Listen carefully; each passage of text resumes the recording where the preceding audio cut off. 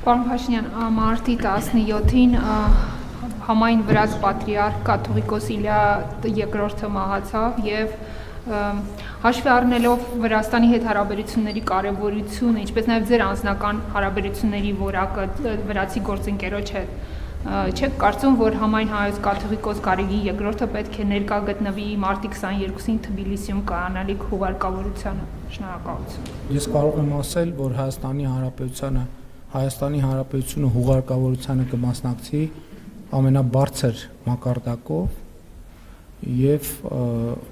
այսինքն ցավոք ես պատրաստվում եմ զանգահարել Վրաստանի վարչապետին, ցավակցել անձամբ եւ մենք ձևաչափը քննարկում ենք, թե ինչ մասնակցություն ունենանք, այլ ձևաչափերի մասին չեմ կարող ասել։